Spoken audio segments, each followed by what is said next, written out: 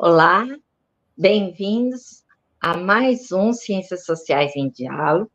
Hoje temos o prazer de receber aqui a professora Laís Tomás, da Universidade Federal de Goiás. Né? Laís é uma cria da Unesp, né?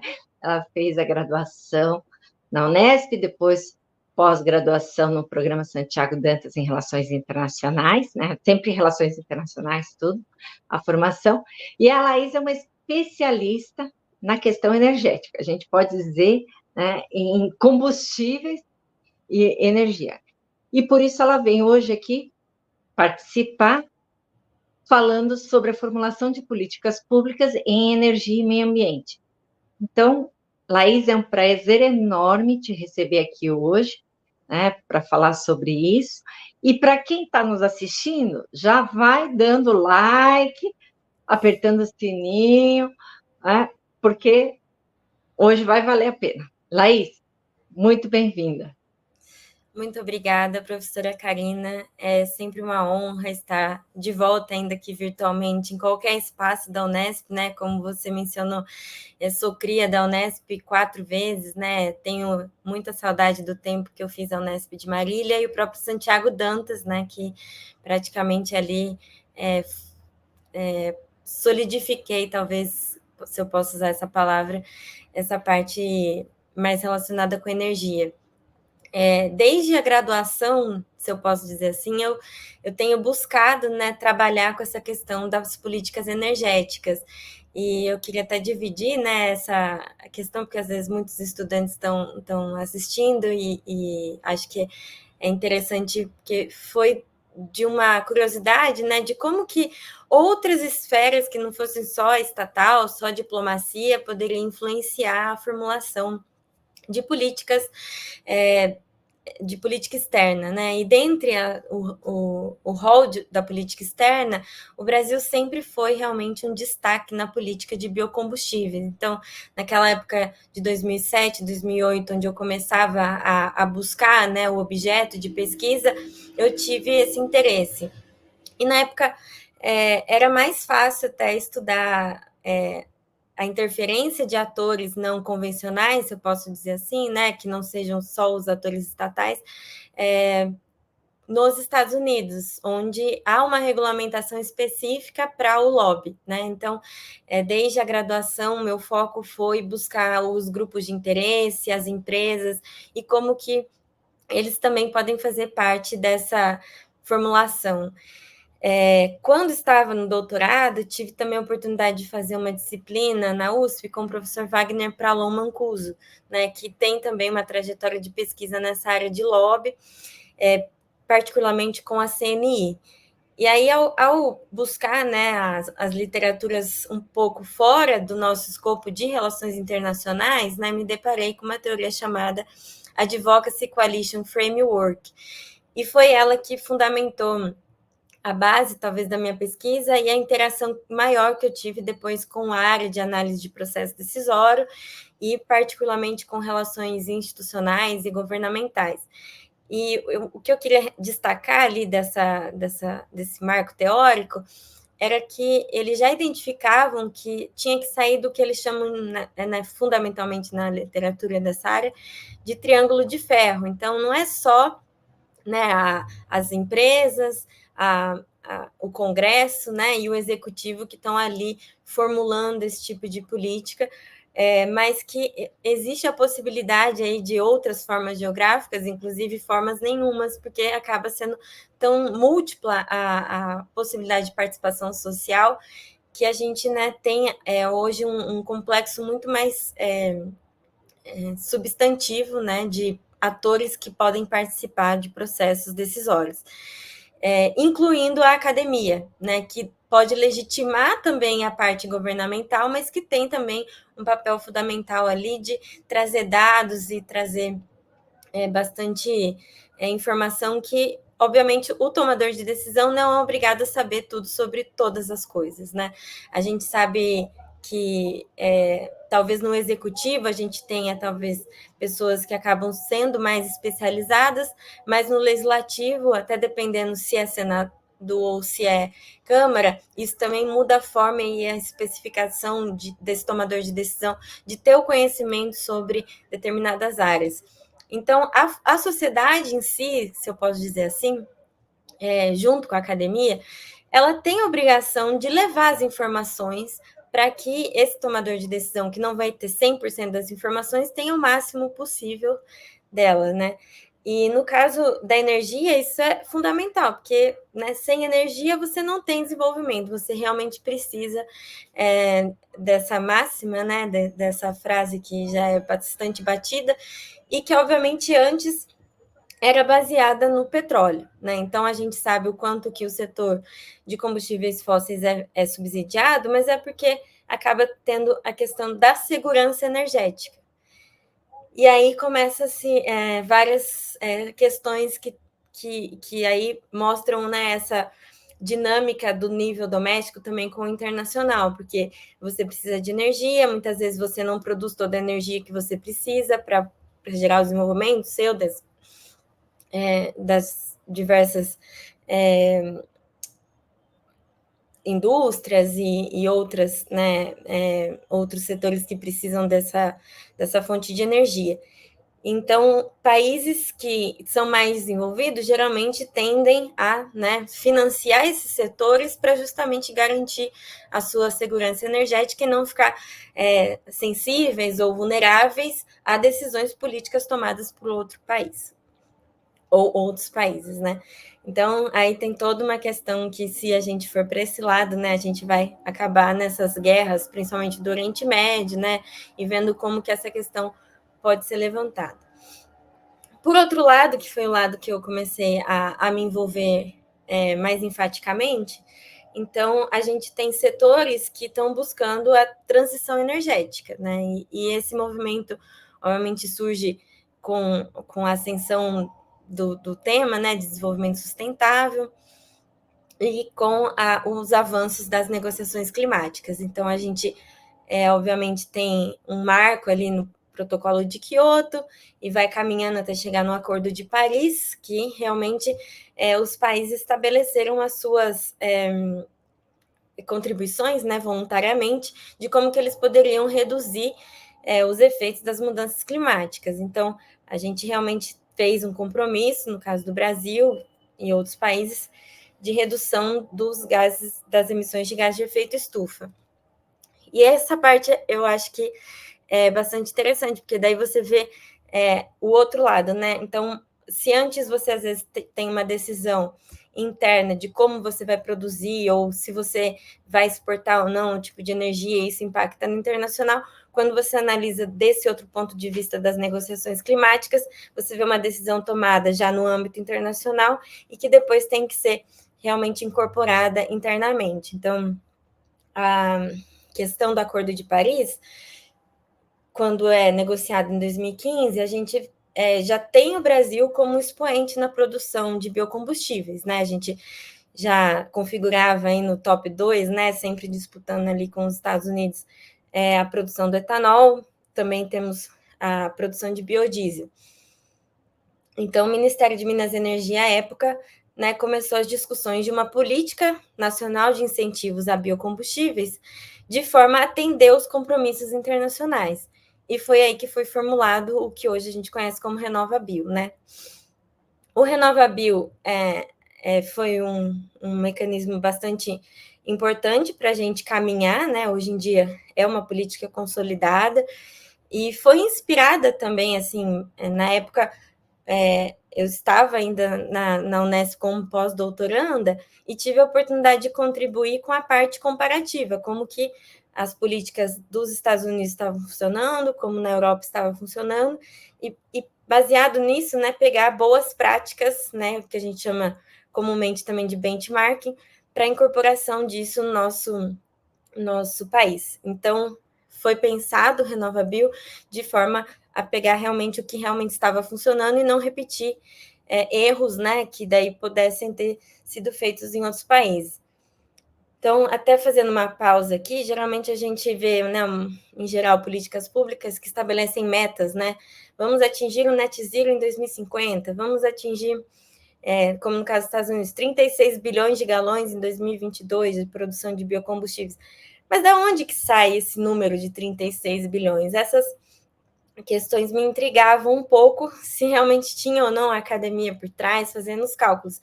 No caso do Brasil, realmente isso foi feito. Então, você pega, né, a meta de Paris, você vê a capacidade do Brasil de redução das emissões de gases de efeito estufa, divide pelos setores, né, exatamente, e aí você sai com a meta do RenovaBio em porcentagem de redução de emissões de gases de efeito estufa, né? Na época se estabeleceu-se 10,1% até 2028. Depois, obviamente, essa meta teve que ser ajustada em função da pandemia e tudo mais, mas você não chuta, né? Esse é um primeiro momento importante de você ser um formulador de políticas públicas, né? Não sair inventando aí, ter uma base sólida. E aí, como você regulamentar isso, né?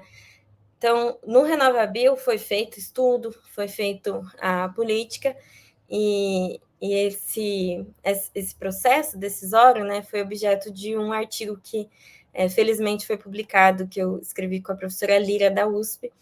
Então, a gente mostra que ele passou muito rápido no executivo, assim, e logo foi encaminhado ao Congresso, começou a ser formulado ainda com a Dilma, e depois ele foi para o Congresso quando já estava o Temer como presidente, e quando ele chega no Congresso, ele tramita em 28 dias, o que foi, pré-pandemia, né, um número extremamente rápido, né, acho que uma das tramitações mais rápidas, o que mostra também que existia esse alinhamento, né, muito importante entre o executivo e o legislativo, né, então, às vezes a gente vê a atual conjuntura, existe a possibilidade de você caminhar com algumas agendas, mas o legislativo também se segura, né, para fazer barganhas. Naquela época, obviamente, fizeram a negociação que fizeram, mas em 28 dias o RenovaBio foi aprovado. Então, as discussões não se concentraram nas comissões antes, né? Ele já entrou com urgência, urgentíssima, e foi pensado em outro PL, foi aprovado. Mas, por outro lado, a gente vê que quando a ANP, né, principal órgão da Agência Nacional do Petróleo, tem que regulamentar, então como que a gente vai atingir essa meta? Né? Quem que é a parte obrigada? Quem que é a parte beneficiada? Como que a parte beneficiada vai ser certificada?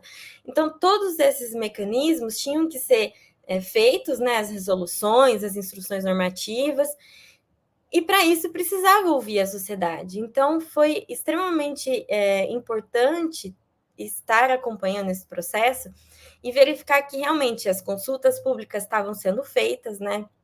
Existia a possibilidade de mandar comentários, existia a possibilidade de ir presencialmente às consultas públicas, né? Tive a oportunidade de acompanhar algumas até virtuais, na época não eram todas que eram virtuais, mas em Brasília o pessoal deixava a gente acompanhar pelo Ministério de Minas e Energia, então isso facilitou para verificar que realmente foi uma política construída, né? Se no começo teve essa rapidez no Congresso, na parte da regulamentação, realmente você vê que teve realmente essa participação muito forte da sociedade, das partes interessadas, né? Nesse estudo que a gente publicou na Ambiente e Sociedade, foi interessante ver também quais que eram aqueles que tinham uma frequência maior dentre as várias consultas públicas, o que também é significativo para você identificar aqueles atores que estão mais engajados, mas que não necessariamente quer dizer que, por mais que você tenha, vamos dizer assim, um indicativo, né, um indicador importante na hora de você avaliar uma ação de lobby, uma ação de um grupo de interesse, a capacidade de fazer reuniões com tomadores de decisão ou de participar de consultas públicas realmente não é a garantia de que o seu ponto de vista, né, o seu interesse vai ser atendido. Mas já é um indicativo interessante de você analisar, até para você depois comparar se naquele caso específico valeu a pena, né? Se realmente o número de reuniões ou de contribuições foi acatado ao governo. Então, quando esse processo realmente é feito de forma organizada e transparente, isso fica até evidente dentro da documentação do processo de tramitação, né? Então, dentre a resposta do setor, né, da agência lá, tem lá se a sua contribuição foi acatada ou não. Então, para pesquisadores da área, isso bastante ajuda a identificar. Então, uma vez que o RenovaBio começa a rodar, todo ano ele tem, né, revisões das metas, porque se no momento você estabelece uma meta em porcentagem de redução de emissões, depois ela vira também o número de créditos de descarbonização que as partes obrigadas devem comprar no mercado de descarbonização que foi criado, e as partes obrigadas, no caso do Brasil, são as distribuidoras, e quem pode gerar os créditos são as usinas produtoras de biocombustíveis, que para entrar nesse mercado tem que passar por uma certificação, né?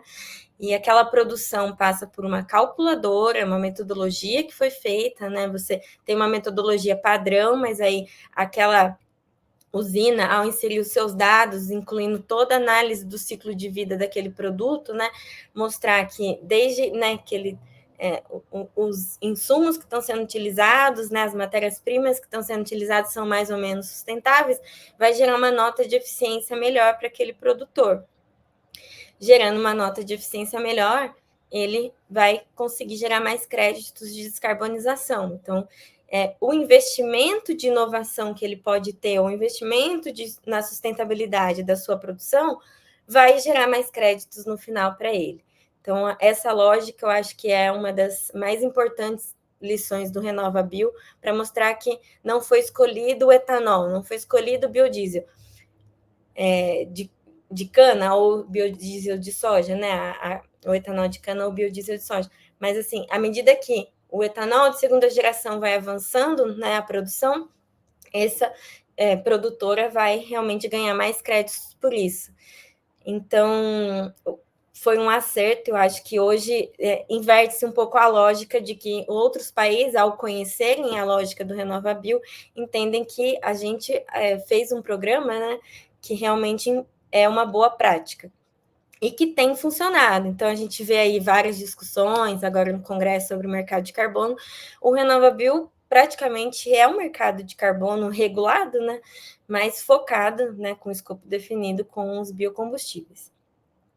Por outro lado, também, o que eu queria pontuar é que existem várias formas de você também olhar para as políticas relacionadas à energia sustentável, energia renovável no Brasil, e ver que às vezes elas estavam em descompassos.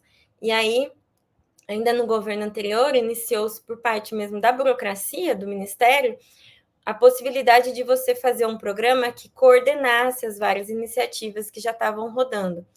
Então, em setembro do ano passado, né? Ainda estamos na transição agora, em setembro do ano passado, o governo Lula, né, identificou que esse programa tinha que ser continuado e lançou o programa Combustível do Futuro. Então, foi enviado um projeto de lei para o Congresso, ele ainda está em tramitação no Congresso, já passou dos 28 dias, não foi exatamente como o RenovaBio, mas com essa função de você olhar, né, para as várias políticas, incluindo o RenovaBio, para ter um mecanismo mais de coordenação e também de inserir novos temas. Então, o próprio combustível sustentável de aviação, a gente teve um subcomitê específico dentro do Ministério de Minas e Energia, dentro desse programa, por exemplo, para mostrar como que outros países também estavam avançando na produção e nos incentivos a esse tipo de combustível. Então, foi criado esse subcomitê chamado ProBioQAV para avançar nessa agenda. Então, foi nesse mecanismo que eu acabei tendo uma inserção também maior dentro do programa Combustível do Futuro, junto com a professora Amanda, que é a pesquisadora também, coordenadora da Rede Brasileira de Bioquerosene de Aviação. Então, a gente, junto com o Ministério, né, participou, então, de 12 audiências públicas, que totalizou um quantitativo ali de 60 stakeholders que participaram. Então, você tinha toda a cadeia produtiva, né, o fabricante da aeronave, o produtor do combustível fóssil, o produtor do possível SAF, né, que a gente chama de Sustainable Aviation Fuels, as empresas aéreas, né, representantes, associações de biocombustíveis, associações das empresas aéreas, tivemos também além das fabricantes da aeronave, as fabricantes dos motores, então, por exemplo, GE participou de reuniões, e as próprias organizações internacionais que teriam também implicações, vamos dizer assim. Então, a IATA e outras organizações internacionais também participaram para dar não sei se é exatamente um feedback, mas a posição que eles tinham em relação ao tema para o governo, para a gente tentar avançar na formulação, então, desse projeto de lei que foi agora encaminhado ao Congresso. Obviamente, o projeto não era só sobre SAF, né? Então, envolvia outras áreas, hidrogênio, combustível sintético, tinha a parte de etanol, até para fundamentar o aumento da mistura de etanol, que já também, só por isso, já também ajuda no processo de descarbonização do setor. Enfim, foi pensado, né, nas várias frentes, e esse projeto de lei agora aguarda tramitação no Congresso. E uma vez que ele seja aprovado, volta-se aquele mecanismo de fazer a regulamentação. Então, no caso do setor aéreo, a meta é de redução das emissões, né, começando com 1% em 2027 até 10% em 2037. E aí, depois, como que a gente vai fazer isso, né? Então, a lei traz a meta e como que a gente vai incorporar. A título de exemplo, né, geralmente, quando tem esse tipo de mandato fora, como no caso da Europa, o mandato é de porcentagem de mistura do combustível, não de redução de emissão. Só que aí você também pode incorrer em certas questões relativas a não, no caso do combustível sustentável de aviação, né, e aqui não sou nenhuma química e nem engenheira, mas posso adiantar, né, para aqueles que estão nos assistindo, por exemplo, existem 7 rotas tecnológicas aprovadas e uma por vir.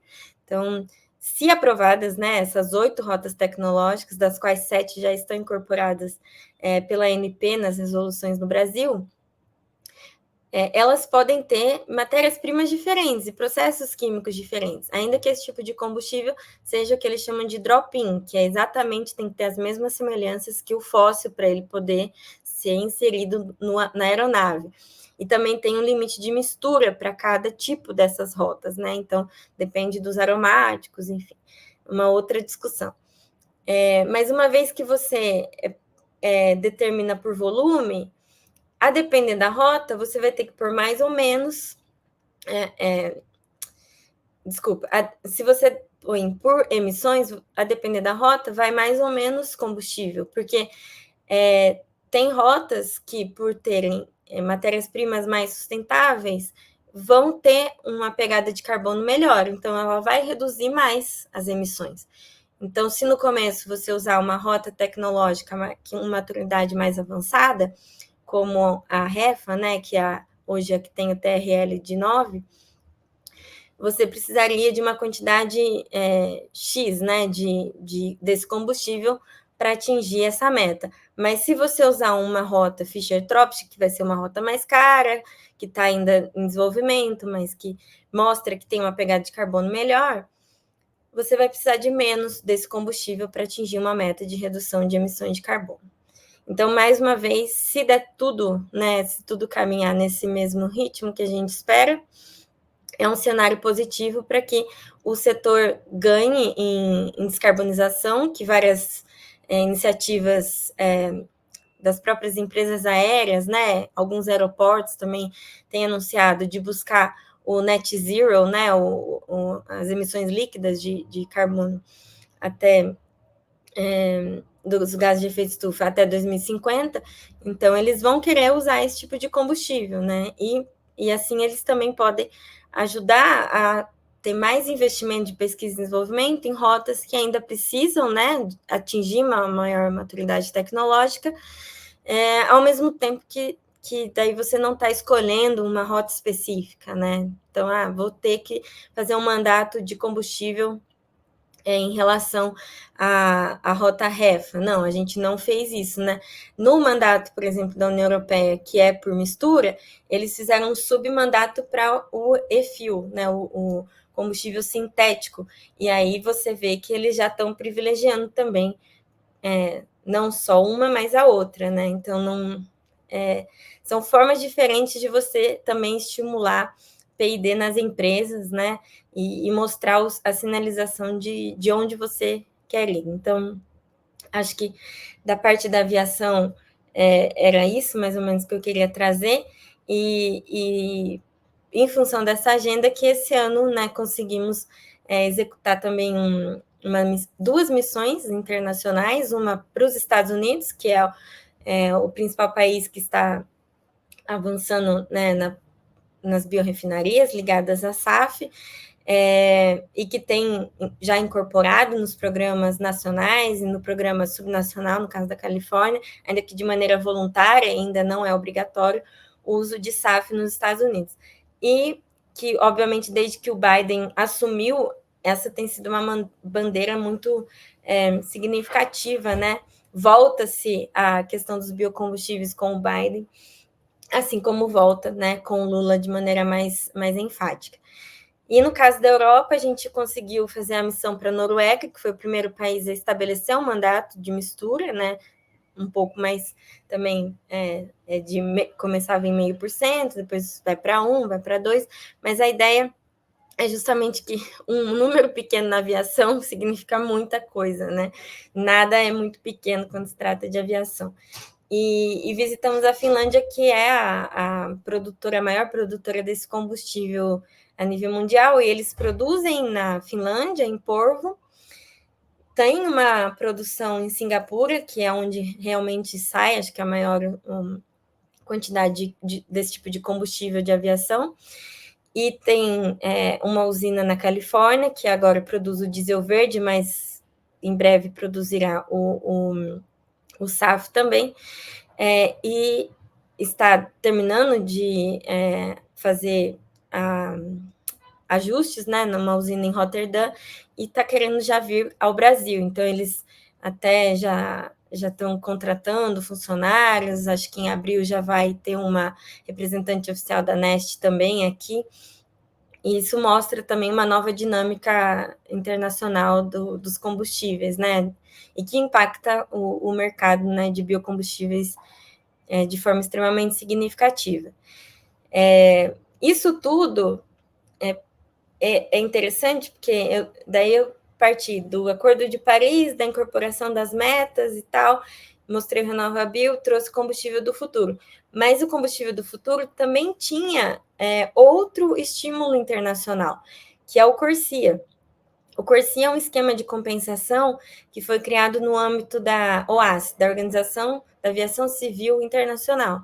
Então, é uma agência da ONU, né, que tem ali representantes dos vários países, e que, obviamente, também busca, né, se descarbonizar, práticas mais sustentáveis. Então, dentro dessa organização internacional, né, que faz parte da ONU, houve o compromisso dos países que já está funcionando de forma voluntária, mas que em 2027 é um marco que vai entrar obrigatoriamente. Então, cada país, né, vai ter a sua meta baseado nas suas emissões do setor aéreo, de voos internacionais. Então, também tem toda uma metodologia para você calcular o quanto que cada país vai ter que apresentar de redução. Quais são as formas de redução? São duas. Ou você utiliza o SAF, o combustível de aviação, ou você vai comprar créditos de descarbonização. Só que dentro do CORSIA, aí você tem também critérios de sustentabilidade da produção desse SAF, então não é qualquer combustível, não é qualquer matéria-prima que você vai poder justificar, né, para você fazer a conformidade, o compliance dessa meta. E, por outro lado, você poderá comprar os créditos, mas, por enquanto, eles têm, acho que são 8 mercados elegíveis para que esses países façam esse tipo de compensação, tá? Então, é um outro, vamos dizer assim, entre aspas, mercado de carbono.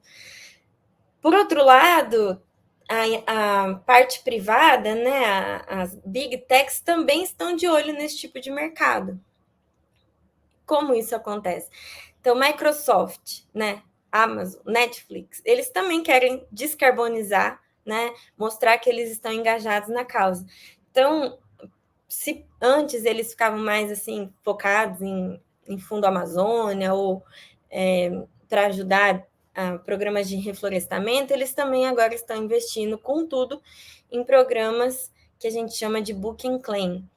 Então, a empresa aérea que utiliza o SAF, esse crédito,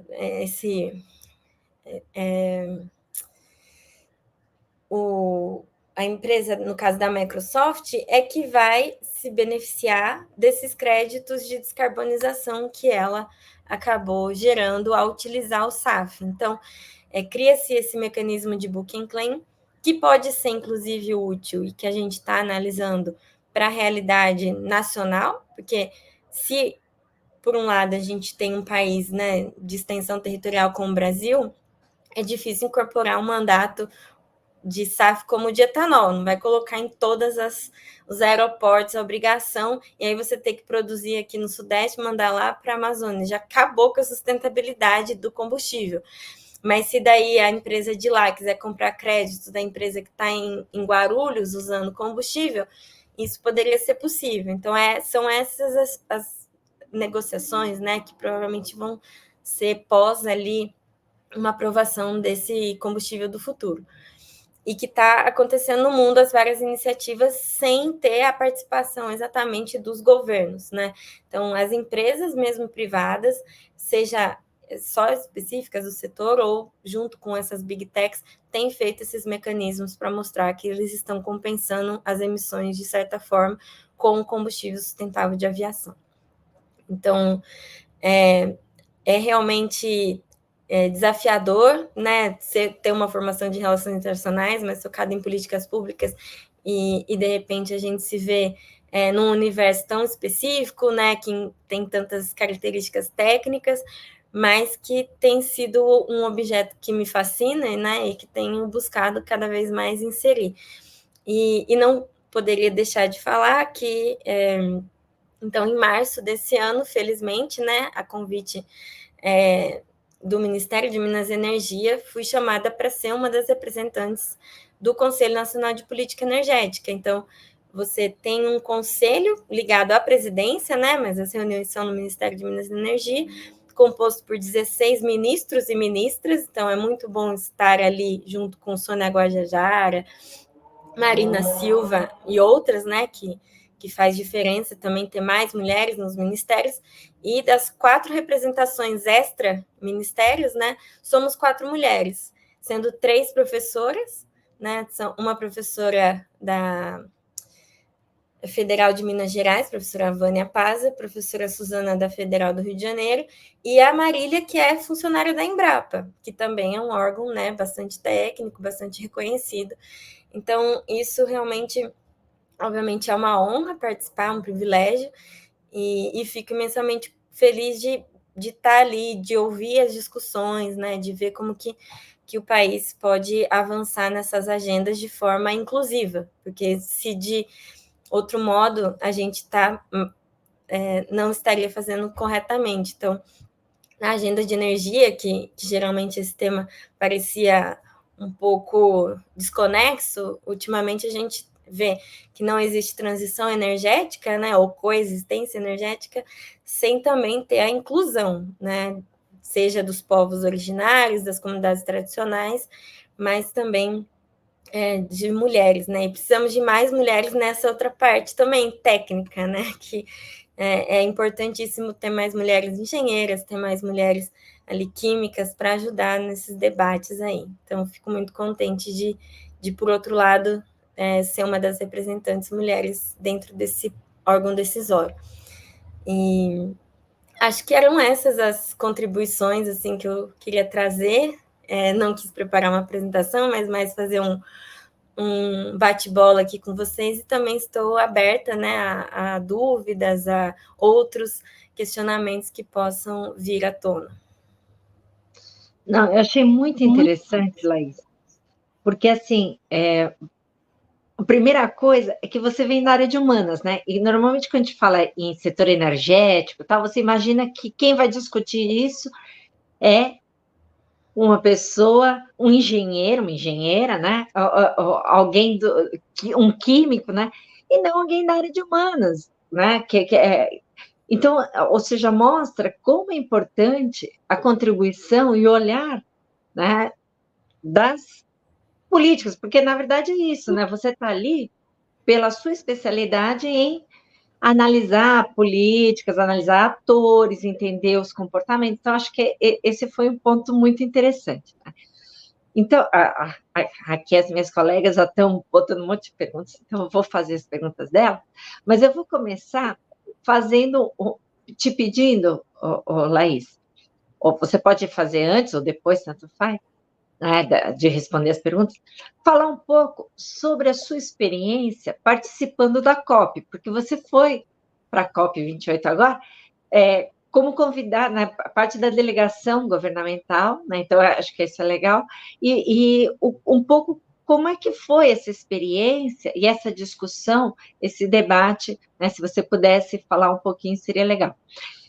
A Tereza, ela pergunta em que medida a polêmica sobre a exploração de petróleo na foz do Amazonas pode interferir na aprovação da medida provisória sobre a atualização do programa RenovaBio. E a Renata, ela pergunta, né, seguindo a pergunta da Tereza, como políticas energéticas conflitantes, como a dos biocombustíveis e a da ampliação da exploração de petróleo, podem ser equacionadas no nível do Estado, em que se projetam interesses não só diferentes, mas divergentes, considerando a crise ambiental. Então, vamos fazer uma primeira rodada com essas questões. Se você quiser começar respondendo as perguntas, depois falando da COP, né? Obrigada, Karina. Realmente, né, estar do ponto de vista de humanas ali contribui para que o debate não fique sem ter todas as contextualizações, né? E participar da COP também, para mim, foi uma surpresa extremamente positiva, assim. Foi a minha primeira COP, né? Espero participar de outras, principalmente a que a gente deve sediar, né, em 2025. E realmente teve um painel sobre o combustível do futuro, no qual a gente pôde explorar, e no caso, teve a participação do ministro de Minas e Energia, teve a participação da representante da Latam, a Lígia, da Heloísa da EPE, da Empresa de Pesquisa Energética, que também é um órgão extremamente relevante para a tomada de decisão do governo em matéria de energia, representante da Única, que é a União da Indústria de Cana-de-Açúcar, né? O Evandro Bussi é o presidente da Única que estava lá, e também representante da Raízen, que é, né, uma das produtoras, né, de etanol de segunda geração, etanol de primeira geração, fundamental aí para a gente avançar nos debates.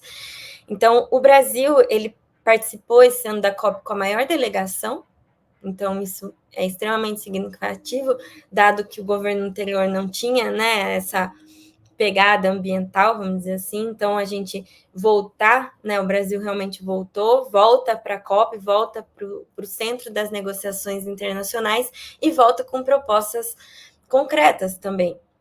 Obviamente, levantou-se muito a crítica de que, mas a COP está num país produtor de petróleo.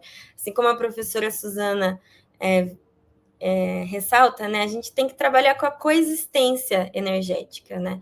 Obviamente que a gente estabelece marcos temporais, vamos dizer assim, 2050 ter net zero de emissões, né? Então, o setor do petróleo, não adianta a gente criar uma legislação que acabe com o petróleo, que acabe com os combustíveis fósseis, sendo que eles mesmos que vão poder financiar essa transição energética, né? E que a gente ainda não está em condições de ter alternativas que substituam completamente a energia gerada pelos combustíveis fósseis. E que a gente vai precisar do petróleo não só para energia, né? A gente acaba usando petróleo para plásticos e tal, outros, né, subprodutos, nafta. Então, é importante que a gente saiba que a gente tem que reduzir o uso do petróleo, dos combustíveis fósseis para geração de energia, mas que eu acho muito simbólico, né, o Sheik ser o presidente da COP, estar dentro do debate. A gente não consegue avançar numa negociação se a gente excluir alguma parte. E a parte que vai ser a obrigada, os distribuidores, refinarias e tal, que podem realmente ter fundos específicos para isso. E um acordo, né, que foi negociado dentro da COP era de justamente triplicar a capacidade do emprego de energias renováveis. Então, eles têm que estar ali dentro das negociações, né? Então, além do nosso painel, que tratou do combustível do futuro, onde a gente expôs um pouco, né, do que eu trouxe aqui também, mas aí foi bom que teve o ponto de vista de vários stakeholders que participaram das negociações e que estão dispostos, esperam que o Congresso avance logo nessa aprovação. A gente tinha também outros eventos paralelos, também com o tema de energia, buscando avançar, né, na pauta de transição energética, e pude acompanhar um pouco da negociação sobre a transição justa, né? Então, como que pela primeira vez também você vê os povos, né, indígenas participando efetivamente, de certa forma, de dentro do governo. Então, tem a ministra Guajajara até assumindo a chefia da delegação quando a ministra Marina vai à Alemanha, né? Isso também é muito simbólico, muito significativo, né? Eles que, né, tendem a ser os mestres ali da conservação das florestas, né, tem que realmente ter uma voz, uma representação nesse sentido. E aí eu emendo, né, com essa questão da exploração de petróleo na foz do Amazonas. Lógico que o Amazonas é um estado enorme e a gente, do ponto de vista, não quer desmatar mais do que já, né, foi feito, inclusive que é o contrário, que é reflorestar, né, que é pensar em formas de reverter o que foi feito, impedindo, né, garimpos ilegais. Mas as discussões do CNPE estão buscando conciliar as duas coisas, né, porque a gente vai precisar olhar para quando que o país vai atingir o pico de produção de petróleo e verificar quais são as alternativas que a gente tem. Uma delas é, obviamente, a foz do Amazonas. Então, eu acho que o papel da sociedade, das ONGs e das comunidades indígenas é de mostrar, obviamente, o lado para a gente chegar em consensos, né? Não está exatamente 100% resolvido, e eu acredito que ainda há questões que devem avançar sobre isso.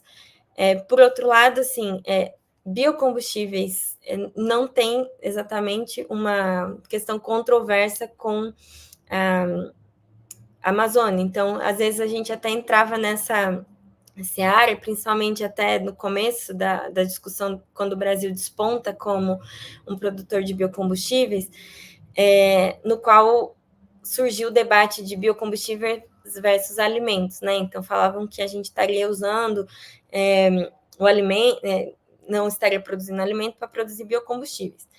Existe um cálculo do uso indireto da terra, né, que foi desenvolvido, que era para justamente a União Europeia, Estados Unidos mostrar, ou de certa forma punir o Brasil, mostrando que, mas se você produz, mesmo que seja no estado do Sul, você está empurrando, né, a produção vai chegar a desmatar a Amazônia.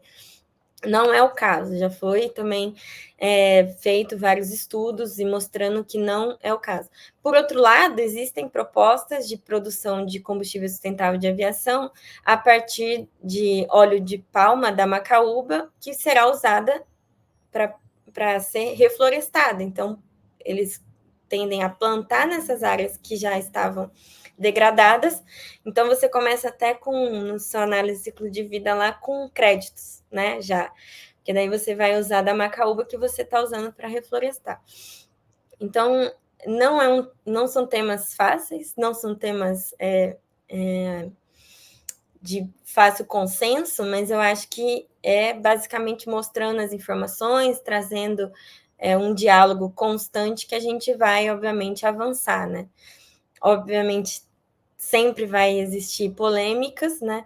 Mas se a gente não ter todos os representantes à mesa, a gente realmente não vai conseguir atingir o desenvolvimento sustentável adequado.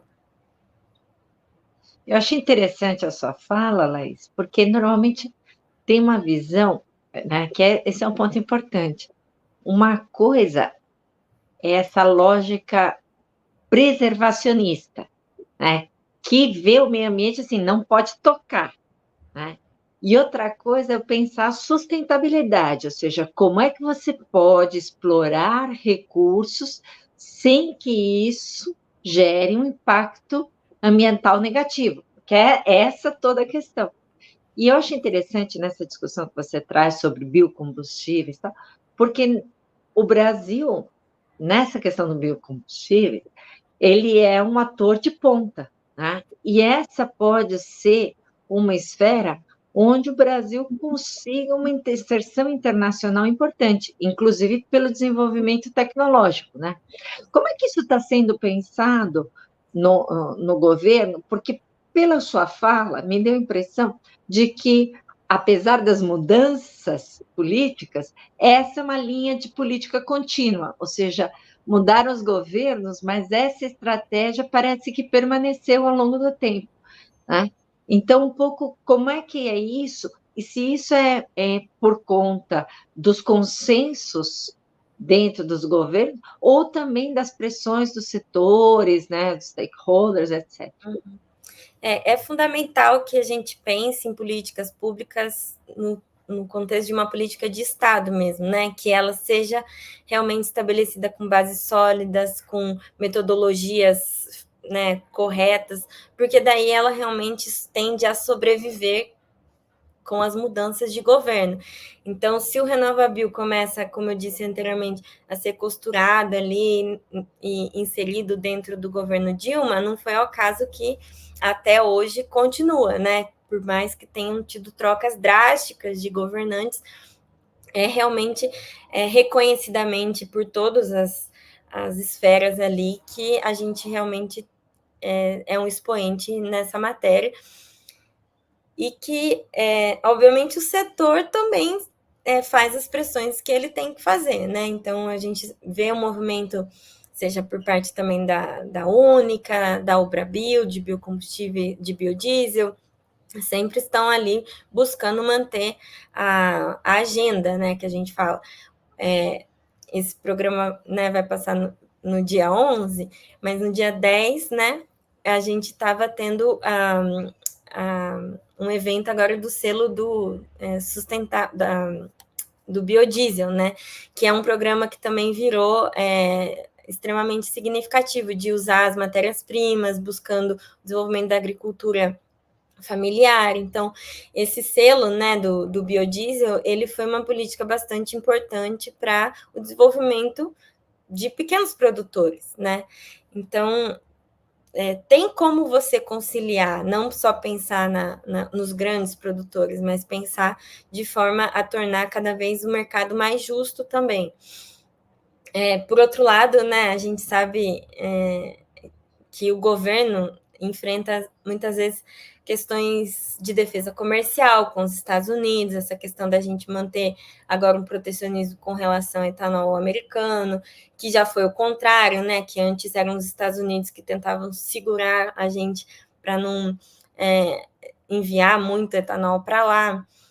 Então, tem um canal interessante entre Biden e Lula, né, dentro do Clean Energy Dialogue, que é puxado também pelo setor privado. Então, essa agenda também, desde os governos anteriores, porque o pró-álcool né, muito antes disso, também reconhecidamente um programa que deu certo, né, que a gente observa hoje que onde você vai tem um posto e esse posto vai ter álcool, vai ter etanol, né.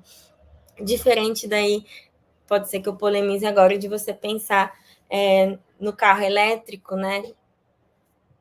Ainda a gente não tem uma estrutura de abastecimento de todos os postos capazes de, né, a ter essa forma de abastecimento.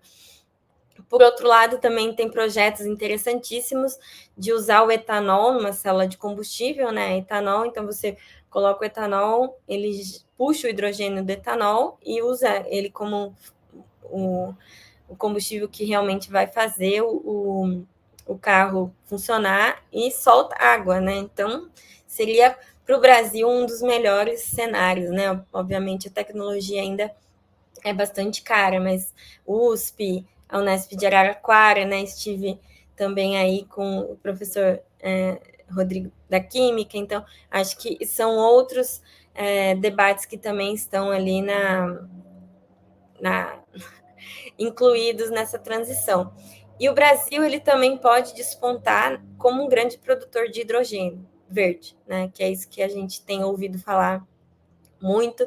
Então, aqui mesmo na Universidade Federal de Goiás, a gente criou um centro de excelência em hidrogênio e tecnologias sustentáveis, né? O Ceará tem sido um estado que tem colocado bastante recurso. Tem projetos com a cooperação alemã, né? O nosso aqui começou com a cooperação da Alemanha, mas também a Federal do Rio Grande do Norte, o pessoal do Paraná já tem projetos para plantas pilotos, né, que produzam hidrogênio, que depois possam também produzir SAF. Esse projeto, do ponto de vista governamental, chama H2 Brasil. Antes dele existia o PROQR, então os dois têm recurso da GIZ junto com os ministérios e junto com as universidades. Então também é um aspecto de cooperação trilateral, se eu posso dizer assim, muito interessante que a gente, né, pode explorar cada vez mais também para desenvolver outros combustíveis, outras formas, né, alternativas de produção de energia sustentável. Laís, a professora Lana faz a seguinte colocação. Ela gostaria de te ouvir sobre possíveis contradições nos interesses dessas grandes empresas, das Big Tech, etc., e dos próprios governos em relação ao desenvolvimento sustentável e suas responsabilidades na crise ambiental. Além disso, partindo de sua fala sobre representatividade, você entende que, apesar de tentativas de avanço nesse sentido, como você apontou, há assimetrias de poder entre esses grupos de interesses que acabam prejudicando as decisões sobre as questões ambientais? Obrigada, Alana, pelas duas perguntas, né? São bastante interessantes. Queria voltar um pouquinho na época do meu doutorado, porque quando eu comecei a escrever a tese, me intrigava muito que, por exemplo, o setor de etanol e um pouco biodiesel, mas mais o etanol nos Estados Unidos, conseguia barrar o lobby do petróleo lá nos Estados Unidos. E, obviamente, quando eu olhava os dados que lá você consegue verificar, né, o track the money, você via que o setor de petróleo colocava muito mais, né, dinheiro, despesas de lobby do que esses outros setores que, obviamente, são menores. Mas muitas das vezes o que a própria teoria do Advocacy Coalition Framework ressalta é um sistema de crenças, né? O tomador de decisão é um tomador de decisão humano. Então, às vezes as crenças, né, mais ontológicas, o que eles chamam lá de no sistema de crenças, o core mesmo, você tem pessoas que acham que o governo tem que intervir na economia, tem pessoas que vão achar que o governo não tem que intervir na economia. Aí, quando você vai para um nível mais secundário, né, você tem lá, mas como ele vai intervir na economia ou, né? Então, aí as pessoas já começam a divergir de novo. Então, muitas das vezes, mesmo que você tenha assimetrias de recursos financeiros para chegar a Brasília, né? Não quer dizer que você não consiga fazer com que o tomador de decisão se convença do seu interesse. Obviamente, é aquela história que Brasília estaria aberta, né, a todas as pessoas e os congressistas deveriam receber toda a sociedade de forma, né, igualmente acessível. Mas é um movimento que tem que ser organizado. Então, é muito difícil eu, Laís, ir bater a porta de um congressista e dizer que eu apoio determinada lei e pedir para que ele apoie também, se eu for representando o FG, se eu for representando, né, a Associação de Universidades Federais ou a academia como um todo. Então, formas de organização podem fortalecer os interesses. Não quer dizer que diminuam exatamente as assimetrias, mas que podem auxiliar, né, para que as pessoas tenham chance, né? A gente teve um evento aqui muito interessante na UFG, um workshop Empresa, Empresariado e Sociedade, onde a gente ouviu representações da Natura, né, da WWF, como que realmente é complicado, é difícil. Tem momentos que, por exemplo, os interesses convergem, tem momentos que não. As próprias ONGs ambientais têm horas que apoiam o setor de biocombustíveis, mas tem umas ONGs mais extremistas que acham que então todo mundo tem que andar de bicicleta. Mas para fazer o pneu da bicicleta, o que você vai precisar? Então, assim, tem umas lógicas que acho que as pessoas têm que ter um pouco de bom senso, né? Se estruturar. Não dá para a gente ser só preto e branco, né? Eu acho que tem que ter sempre o diálogo e ir buscando formas, como disse anteriormente, né, reforçado pela Karina, mais sustentáveis. Porque qualquer intervenção que você fizer, né, mesmo falar hidrelétrica, a gente sabe o quanto que hidrelétrica também tem impacto ambiental, impacto social. Mas é mais limpa do que petróleo, mas se a gente vai precisar dos dois, não vai ter como. Essa que é a mensagem talvez mais importante, né? A coexistência, a convivência, né, das alternativas. Não, eu achei Acho que muito interessante. Desculpa, faltou. As Big Techs é a mesma lógica. Eu acho que a gente também tem que trazer elas para a conversa, né? Você também vai precisar de lítio para a produção da bateria do iPhone, né? E para fazer isso, olha a exploração aí da mineração. Ela pode ser positiva? Ela deve ser positiva, ela tem que entrar na conversa, né? A UFG está aqui auxiliando o governo estadual para fazer um plano estadual de mineração. Pode ser que não saia perfeito, né? Mas melhor do que só o Estado fazer, né? Do que só o Estado conduzir, porque daí pelo menos a gente também está tentando ajudar para que ouça todas as partes. Então teve audiência em vários municípios, né? E aí você ter produção e exploração desses metais, porque a gente vai precisar. Ou agora a gente vai voltar a se comunicar no papel. Então, tem coisas que para andar para frente a gente vai ter que buscar outras soluções para tornar essa produção que a gente vai precisar desses minerais melhor, mais adequada, que as populações que estão ali naquela localidade sejam protegidas, né? Que não ocorram esses desastres ambientais que já ocorreram em tantos lugares e que, obviamente, né, deixam as suas marcas. É importante, acho que a gente envolver, como eu disse, todos os atores nas conversas. Eu acho que você destacou muito bem, Laís. É a questão do diálogo e não deixar ninguém de fora, ou seja, todos estarem ali participando, porque vai precisar de todo mundo, né? O desafio não é para alguns, é para todos, né? Laís, eu achei muito interessante a sua fala.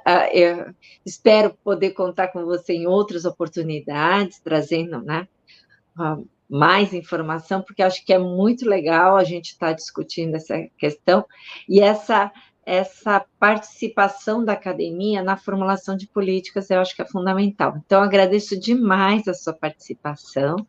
Não sei se você quer fazer algum comentário final. Eu também gostei muito de participar dessa oportunidade de diálogo, Karina, e fico à disposição, quem sabe, né, numa próxima ida, minha família é Botucatu, então sempre passa ali pertinho, então a gente pode tentar combinar alguma coisa também presencial, e te agradecer imensamente pela paciência, né, porque minha agenda esse ano foi bem tumultuada, mas felizmente a gente conseguiu esse espaço agora, e que também te agradecer de fazer parte da nossa cátedra Jean Monnet da União Europeia, onde o tema é sustentabilidade, a inovação, e você já também pôde participar aqui das nossas atividades, e que a gente vai realizar um Climaton e, de repente, a partir daí, trazer mais soluções importantes para o estado de Goiás, para o país e, quem sabe, para o mundo, né? Muito obrigada. Muito obrigada, Laís. E a você que nos assistiu e ainda não deu like, não esqueça, porque vale a pena. Dê o like, ative o sininho, se inscreva e ajude a divulgar o nosso canal. E até a próxima semana com mais um Ciências Sociais em Diálogo. Até mais.